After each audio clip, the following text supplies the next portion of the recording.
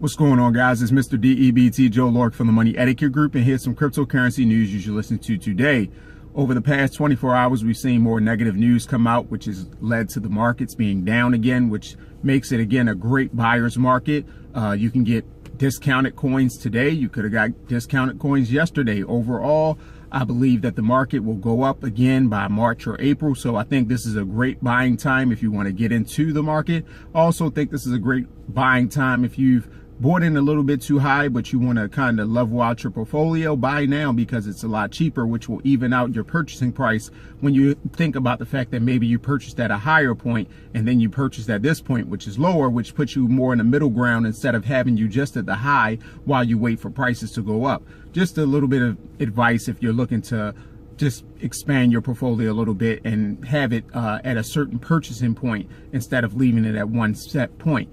However, that's not the important news today. I really want to talk about what Facebook did, because a lot of people don't realize when I posted yesterday that this is just, to me, a money move more than anything, why I said so. And the basis behind it is because I don't believe most or hardly any for-profit companies truly do everything with the intention of just protecting the public. Okay, usually outside of just having a good image, there's some financial reward linked to actually making so-called good deeds on behalf of users or consumers. And looking at Facebook's history going back to 2014, I saw similar moves then, and then looked at the results of those moves and said, okay, well, what was this really about? For an example, in 2014, Facebook put a ban on dating apps. Okay, certain dating apps. Now, it was funny how they didn't necessarily ban all dating apps from advertising on Facebook. The ones that they had relationships with, which is like your Match.com and I think eHarmony. Yeah, eHarmony. Those that had great financial relationships with Facebook and kind of were already business partners with them, they were okay. But some of the newer, like Christian Mingle or some of the newer dating sites were not allowed to advertise on Facebook.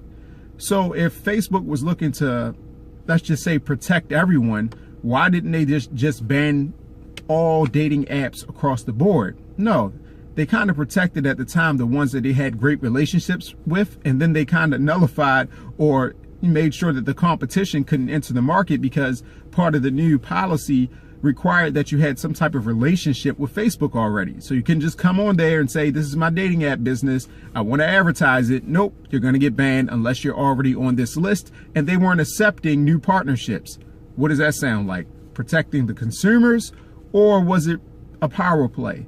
Also, during that time, 2014, they also started to ban incentives being given out for likes. Okay, so businesses would offer incentives saying, okay, if you like my page, you can get this or you can get that for free, and putting those out as Facebook ads. Well, Facebook decided to go ahead and take those down, because what happened was these weren't paid Facebook ads. When I say Facebook ads, they were using, you could just promote this through your page and then it could become popular based on shares, and say exactly, for an example, you could tell someone, okay, if you share this several times, then I'll reward you with this.